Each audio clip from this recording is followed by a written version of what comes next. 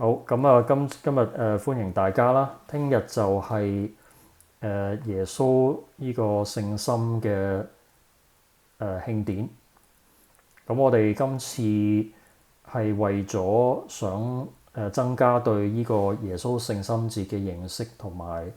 學習點樣去恭敬呢個耶穌聖心啦，同埋當我哋每一次朝拜聖體嗰陣時咧，我哋學習到點樣去祈禱嘅。咁而家就分享少少背景先啦。今日嘅內容嘅主題啦，就係耶穌喺大概17世紀嗰陣時咧，就顯現給呢個聖女瑪加利大。咁佢就俾咗佢好多嘅訊息嘅。咁聖女瑪加利大咧就係一個修女啦，佢就將呢啲訊息咧就寫咗喺一本書嗰度。咁就分咗3冊，即係總共有1000頁嘅。跟住第二部分咧就係講解耶穌聖心嘅敬禮究竟係咩一回事咧，同埋耶穌聖心嘅肖像究竟裏邊嘅含義係咩咧？之後咧就係有關於朝拜聖體時嘅禱告啦，就係耶穌親自將呢個禱告形式咧就話俾聖女瑪加利大。同埋當我哋做呢個朝拜聖體同埋恭敬耶穌聖心可以獲得天主嘅祝福嘅。咁應該會分享。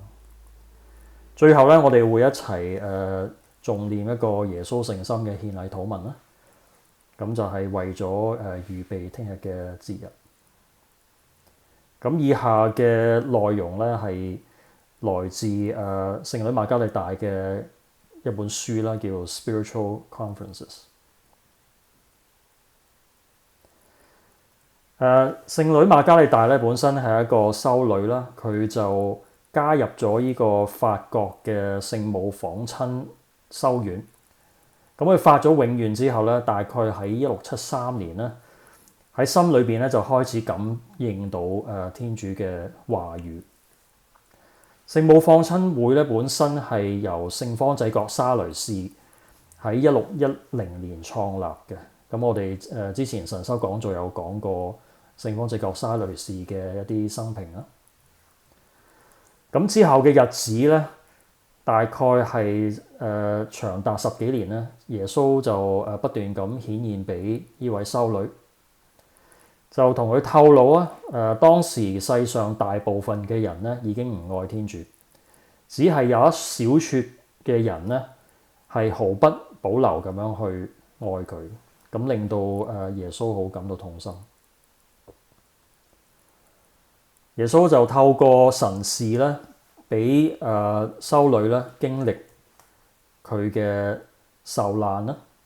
包括係耶穌當時係受人鞭打啦，同埋用荊棘咧做咗個刺冠放喺個頭。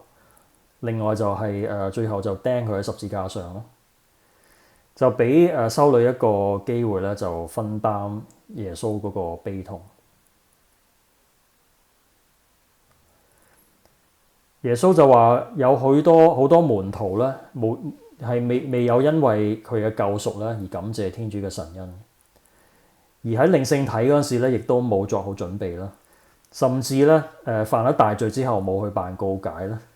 而領聖體嘅，咁就褻瀆咗天主嘅聖體啦，令到耶穌咧係受更加嘅痛苦。佢將自己嘅心臟就顯示咗俾聖女瑪加利大啦，俾佢好清楚咁睇到啦，人係因為忘恩負義同埋侮辱啦，令到耶穌嘅心咧係受到傷害。咁耶穌分別喺好幾次嘅機會之下咧，就顯現俾聖瑪加利大啦，包括喺1673年咧，佢就俾聖女瑪加利大一個機會咧，就依偎喺佢嘅懷抱裏邊，就叫佢交出佢自己嘅心咧，就放喺耶穌嘅心裏邊，令到佢嘅心咧可以獲得天主燃點嘅愛火，同埋咧可以感受到耶穌受難嗰時嘅痛楚。咁至於喺之後嗰年咧，耶穌將自己嘅聖心嗰個形象咧就顯示咗俾聖瑪加利大。佢就話希望嗰啲邁向死亡之路嘅人咧，可以重回佢嘅懷抱裏邊，令到佢哋咧可以感受到天主嘅慈愛，同埋領受多啲恩寵。佢就話：如果恭敬佢聖心嘅人咧，必定會獲得祝福。咁喺同一個月份裏邊，耶穌就要求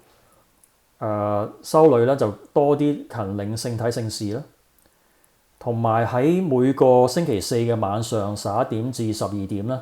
默想佢喺山園祈禱所受嘅痛苦，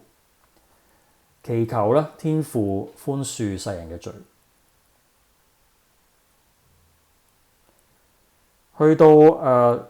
第二年嘅6月啦，喺聖體聖血節當日，耶穌咧就向聖女就開啟咗佢個聖心，就話世人咧係需要感受同埋回應天主嘅愛，並且佢要求要設立一個聖心嘅慶典咧，係賠補人對聖體聖事嘅冒犯，同埋加強信徒對天主嘅愛。咁至於耶穌聖心，佢講嗰個肖像究竟係點樣嘅咧？咁第一幅圖咧，我哋睇到復活咗嘅耶穌啦，因為佢係有釘孔喺個手嗰度啦。咁佢嘅右手咧就係做一個祝福嘅手勢啦。另外佢嘅左手咧就指住佢個心，即係話要睇到要我哋睇到啦，佢內心嘅深處究竟係點啦。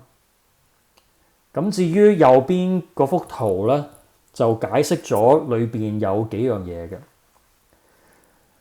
咁喺左上角嘅箭序咧，就指住呢個聖心上邊咧有一團嘅火焰啦。咁令到我哋聯想啦，喺出谷記嗰陣時，天主係以火舌嘅形象咧顯現俾梅瑟。佢就話呢啲火焰咧係代表耶穌熾熱嘅愛火啦，係可以將我哋咧係潔淨同埋聖化。另外嗰個十字架咧，第一就係代表佢嘅降生成人啦，第二就係耶穌佢喺十字架上為我哋死亡而救贖啦，做一個犧牲嘅愛。另外喺嗰個聖心就包圍住一個荊棘做嘅刺冠啦，就係令我哋聯想到佢當時俾人迫害啦，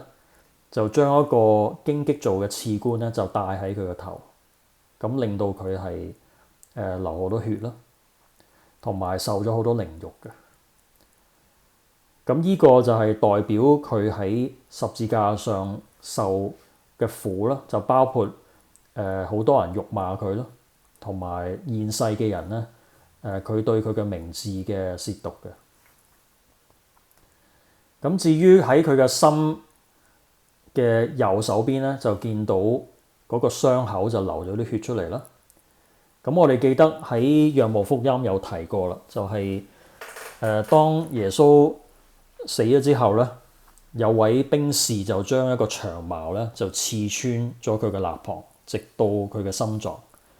喺佢嘅心裏邊咧就流出咗血同埋水。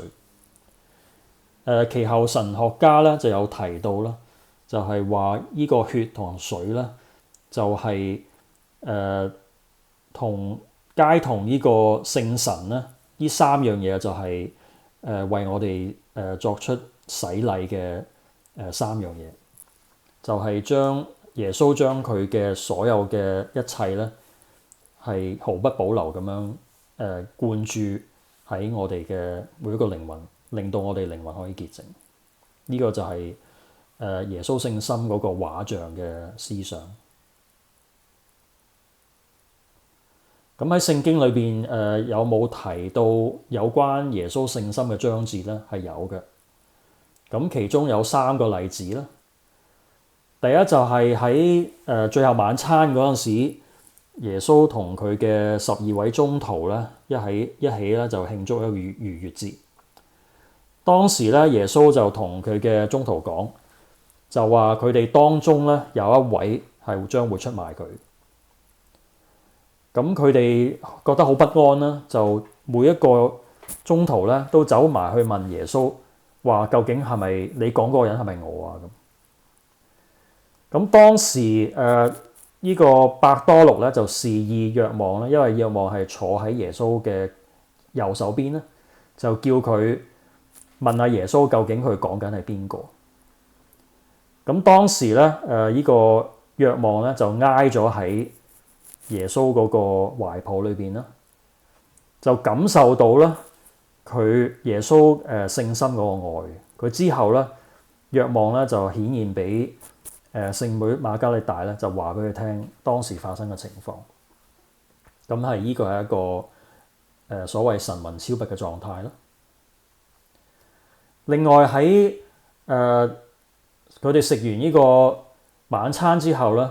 耶穌就帶同咗3位佢最親嘅宗徒咧，就去咗橄欖山。當時咧因為嗰啲宗徒太攰咧，就瞓着咗覺，就唯獨耶穌咧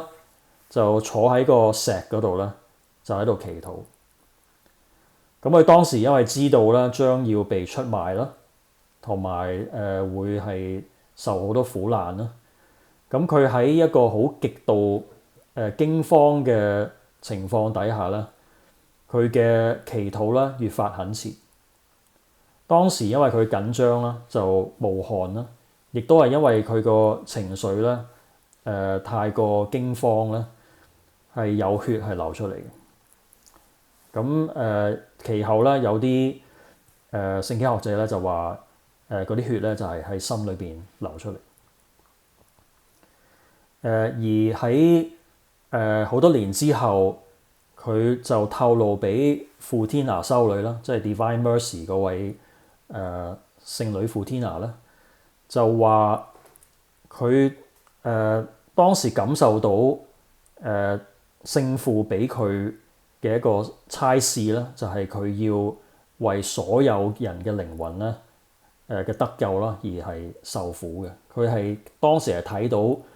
歷史上所有人犯過嘅罪，包括咧係現今嘅世人所犯嘅罪啦。另外佢話俾聖女傅天娜修女聽咧，最令佢痛苦嘅人咧就係唔愛佢嘅信徒，包括嗰啲有去聖堂但係冇對佢感恩，同埋係對佢冷漠嘅信友嘅。咁佢就勸佢咧，就話要多啲為嗰啲靈魂咧做補贖。另外頭先有提到啦，就係嗰個羅馬士兵咧喺耶穌死後咧，就將一個長矛咧就刺穿耶穌嘅肋旁。咁喺佢嘅心裏邊咧就流出血同埋水。咁呢個血就係代表咗用佢嘅寶血咧潔淨我靈魂啦。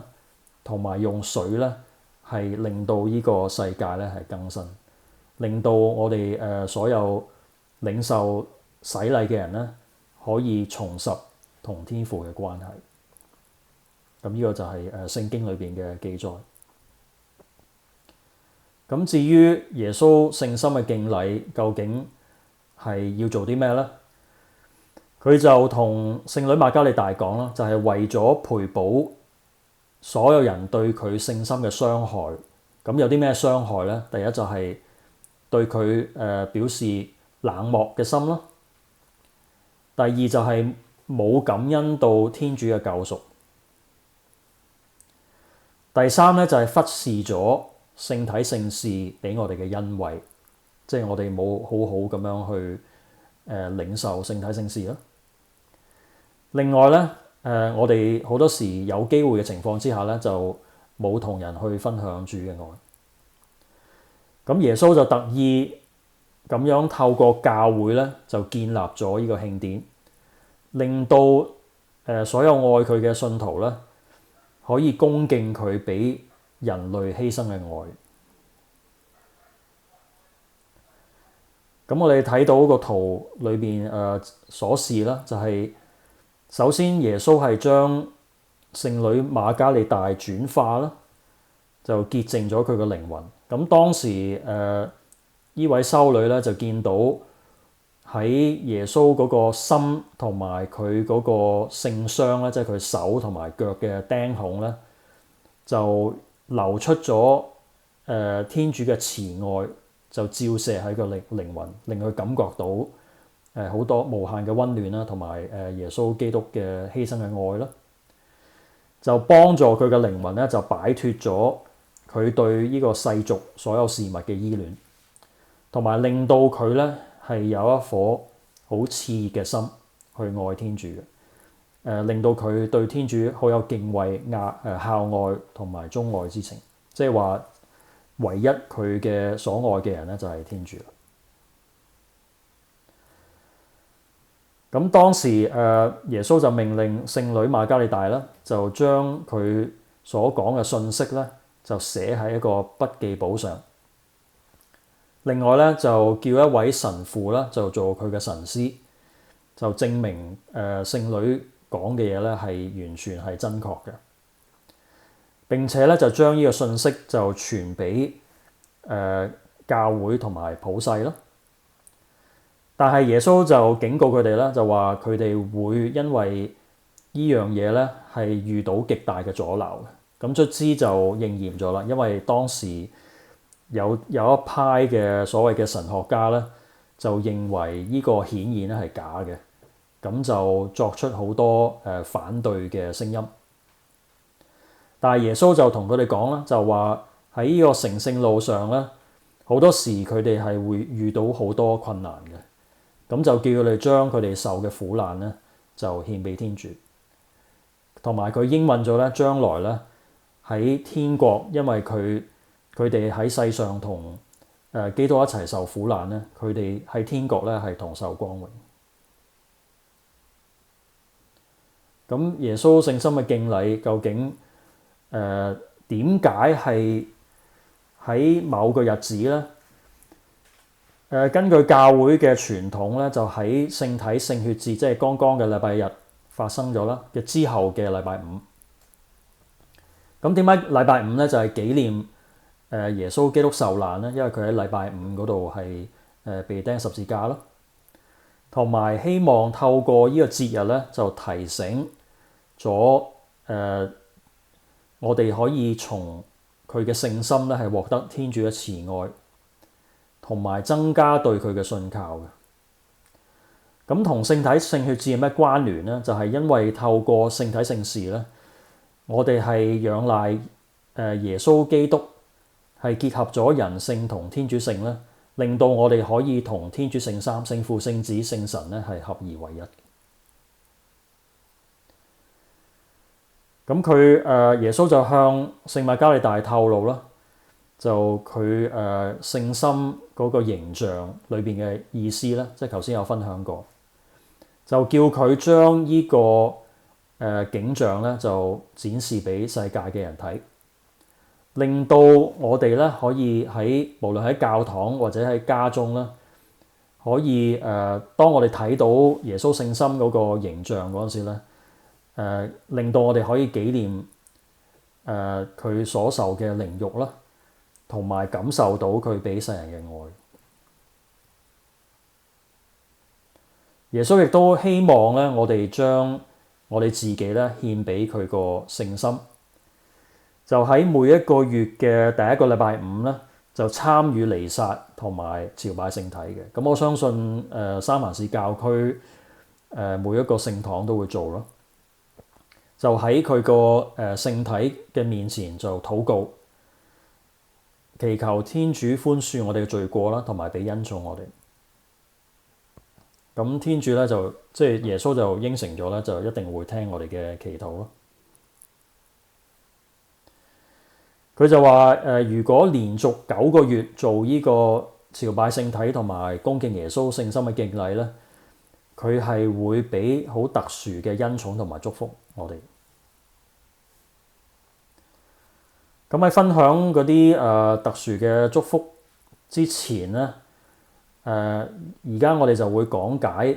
喺敬禮嗰陣時咧要作出啲咩準備啦，同埋祈禱有啲咩內容。首先，我哋係每一次都係懷着賜嘅愛同埋信心啦，向天主祈禱。另外係因為我哋時常犯罪啦，咁我哋要懷有呢個謙卑同埋痛悔嘅心情啦。同埋我哋透過呢個敬禮咧，係為罪人作補贖同埋犧牲。另外，同每一次祈禱一樣啦，我哋係需要培養呢個內心寧靜啦，同埋專注。喺參與彌撒之前咧，我哋應該辦妥修和聖事啦。如果犯咗大罪咧，就應該盡早去辦告解。咁喺領聖體之後咧，就明供聖體啦，就大概1個鐘。咁我哋可以心裏邊諗啦，就係話天主，我哋將我哋呢1個鐘嘅時間咧係獻俾你，令到我哋咧可以同你傾談。當我哋朝拜聖體嗰陣時咧，我哋係懷着愛同埋呢個信德啦，咁可以靜靜咁樣去唸玫瑰經，令到我哋咧可以默想耶穌基督嘅奧蹟，咁包括佢降生成人啦，同埋耶穌佢生平嘅講道啦，同埋佢嘅十字架嘅苦難等等。另外咧，我哋係會感謝天主俾我哋嘅恩惠啦，即係包括佢嘅救贖，同埋我哋感受到佢俾我哋嘅慈愛、祝福同恩寵，包括咧佢俾咗我哋生命啦，同埋我哋身邊嘅朋友同家人。咁之後咧，我哋會係祈求佢施恩赦罪啦，同埋為嗰啲冒犯耶穌聖心嘅人祈禱嘅。咁我哋可以透過平日做嘅克己善功啦，同埋一啲犧牲啦，例如我哋可能有啲唔好嘅習慣啊，譬如中意食嘢啊，或者中意打機睇電視啊，咁我哋試下減少做啲啦，就作為一個補贖，就獻俾天主。咁天主有啲咩應許咧？佢就話如果恭敬佢聖心嘅人咧，可以得到唔同程度嘅祝福。咁視乎我哋係有冇做以下嘅事情。第一就係喺屋企裏邊咧，就擺呢個耶穌聖心嘅肖像啦。頭先我哋睇到嗰幅相，又或者係一個耶穌聖心像嘅雕刻啦。咁天主咧就會祝福嗰個家庭。另外咧，如果我哋喺耶穌聖心節當日參與彌撒領聖體咧，可以獲得全大赦。咁全大赦有啲咩條件咧？第一就係我哋要活喺聖寵之中啦，即係包括我哋要事先咧就辦呢個告解啦。另外就係為6月嘅教宗意向祈禱啦。咁今個月嘅意向咧就係話希望我哋同耶穌基督一齊令到我哋可以對人咧有個憐憫嘅心，關心其他人，或者關心一啲有需要嘅人。至於最後一個條件咧，就係話我哋同天主講，我哋會決心咧不再犯大罪或者小罪。咁係一個即係決意啦。另外，至於嗰啲喺連續9個月第一個禮拜五恭敬耶穌聖體同埋聖心嘅人咧，佢哋會即係我哋頭先講啦，會作出一個傷害耶穌聖心嘅人作補贖啦，希望祈求佢哋咧嘅頑固嘅心靈得到軟化，同埋接受天主嘅愛。咁天主就會對呢啲人咧，佢嘅祈求咧係會應允佢哋嘅祈禱啦，同埋同一時間咧會保守佢哋咧免受呢個罪惡嘅纏繞嘅。同埋喺我哋要做一啲好重要嘅使命咧，天主會給予我哋好多輔助。同埋當我哋經歷緊苦難，包括如果我哋有病或者身邊嘅人有重病，我哋要照顧啊。又或者我哋喺經歷緊神枯嗰陣時咧，係獲得佢聖心嘅安慰。何謂神枯咧？就係聖依納爵講嘅靈修啦，就係話我哋有陣時會經歷一個階段咧，好似感受唔到天主俾我哋嘅安慰嘅。咁當到因為呢個係天主俾個機會我哋咧，係令到我哋嘅信德係可以增強。咁我哋就會得到耶穌聖心嘅安慰。至於嗰啲將耶穌聖心嘅愛肯同人分享嘅人咧，天主咧係俾佢一個特有嘅恩惠同慈愛啦，同埋咧係呢啲恩寵同埋信德咧係直到佢哋臨死嗰陣時咧，佢哋都會感受到。同埋佢哋喺天國咧係會擁有特定嘅位置，就包括之前講嘅聖女瑪加利大同埋佢嘅神師咧，佢哋就係做咗呢份使命嘅。咁佢哋喺天國咧就會有一個天主係俾一個好特定嘅位置佢哋啦。咁至於有啲人咧，佢係將佢嘅一生咧，包括自己嘅靈魂啊所做嘅嘢咧，都係獻俾耶穌聖心。咁耶穌就話佢哋係會有特別多恩寵啦，同埋喺死後咧會係喺天國分享同佢永恆嘅光榮。咁呢啲就係耶穌俾嘅恩許同祝福。咁至於喺歷史上邊啦，頭先有講到啦，嗰個聖瑪加利大同佢嘅神師咧係經歷咗好多嘅阻撓啦。咁佢哋曾經係透過唔同嘅渠道咧，就想宣揚呢個敬禮嘅，但係當時啲人冇接受到，只係咧一小部分嘅人有做呢個敬禮啦，即係包括聖瑪加利大佢嘅修院啦，佢身邊嘅修女有做呢個敬禮啦，同埋一啲教堂咧，佢又係行呢個敬禮。咁卒之咧，等咗好多年之後，教廷咧就同意喺每年嘅聖體聖血之後嘅禮拜五咧，就定為呢個耶穌聖心嘅慶典。咁一個好大嘅 milestone 啦，就係喺1765年啦，即係過咗都有70年啦，就呢個教宗 Clement 第8世就允許喺特定嘅堂區，某啲堂區咧係舉行呢個聖心嘅敬禮。咁到咗差唔多90年之後啦，呢個教宗庇護9世咧就係指定咗每年一個特定日期咧係世界性咧係舉行呢個聖心瞻禮。咁至於到係1899年啦，即係世紀末啦。咁呢個教宗良13世咧就公開咁樣將呢個全世界咧就獻咗俾耶穌聖心。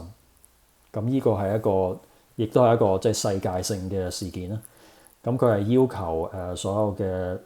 每個地方嘅主教咧都係做呢個獻禮。另外去到1920年啦，教宗本篤15世就正式封呢個修女啦，聖瑪加利大咧為一個聖人。去到1928年啦，就呢個教宗嘅庇護11世就透過教廷咧就分析咗當時耶穌對聖瑪加利大嘅啟示啦，同埋佢嘅著作，咁就證明咗咧佢講嘅嘢係真確嘅，同埋嗰個補贖嘅行為咧所教嘅信理咧係肯定咗，即係話我哋有理由係相信聖瑪加利大嗰本書裏邊所寫嘅嘢啦。另外之後佢嘅繼任人啦，教宗庇護12世咧，就出咗一本通諭，係一個神學論述咧，就係話我哋係透過耶穌聖心咧，可以獲得呢個救恩嘅泉源嘅祝福。去到1992年啦，聖教宗若望保祿二世啦，就正式將呢個高隆比神父啊，即係當時聖瑪加利嘅神師咧，就封為聖人。咁呢度證明咗咧，我哋嘅天主教教會咧係經過好多任嘅教宗，都係肯定咗呢個耶穌聖心敬禮同埋佢嘅重要性。咁喺度分享結語啦，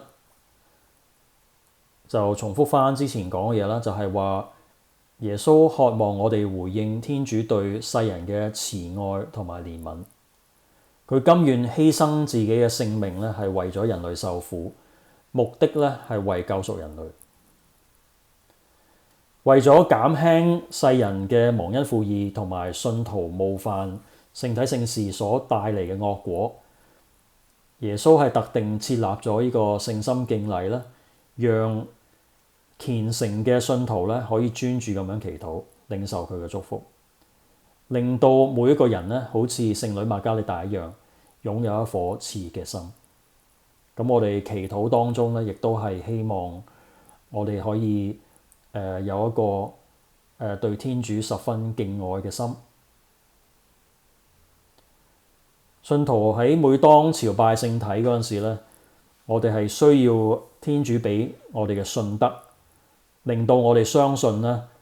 耶穌臨在喺我哋聖堂當中，令到我哋可以面對面親自同佢去傾談啦。咁我哋就係將心神咧就朝去呢個耶穌聖心，因為耶穌聖心就喺聖體裏邊，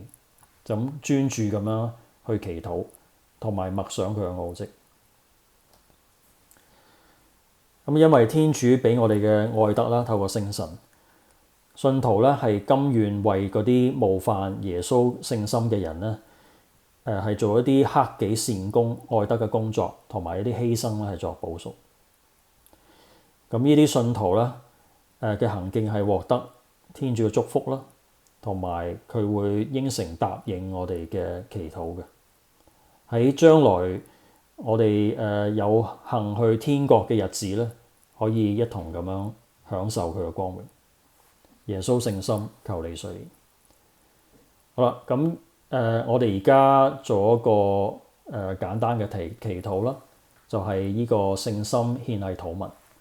就係呼籲我哋教友啦喺嗰個聖心嘅慶典之前咧，係做一個祈禱。我哋而家一齊祈禱，因父及子及聖神之名，啱嘛？我們的天父，願你的名受顯揚，願你的國來臨，願你的旨意奉行在人間，如同在天上。求你今天賞給我們日用的食糧，求你寬恕我們的罪過，如同我們寬恕別人一樣。不要讓我們陷於誘惑，但救我們免於兇惡。阿們。萬福瑪利亞，你充滿聖寵，主與你同在，你在婦女中受讚頌，你的親子耶穌同受讚頌。天主聖母瑪利亞，求你現在和我們臨終時，為我們罪人祈求天主。阿們。願光榮歸於父及子及聖神，起初如何，今日亦然，直到永遠。阿們。我的耶穌，你曾說過，我實實在在對你們說，你們求必給你們，你們找必找得着，你們敲必給你們開。看，如今我敲我找，我祈求這恩寵。咁我哋而家喺心裏邊作出一個祈求啦。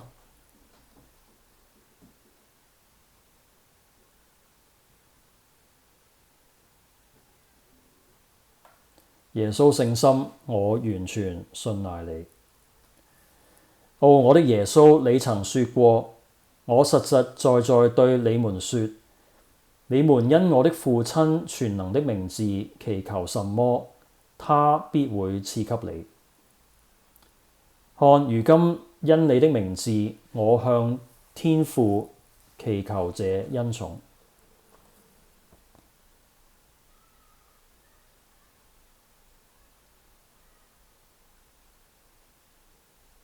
耶穌聖心，我完全信賴你。我的耶穌，你曾說過，我實實在在對你們說，天地要過去，但我的話決不會過去。因你永不失效的話鼓勵我，我現在祈求這恩寵。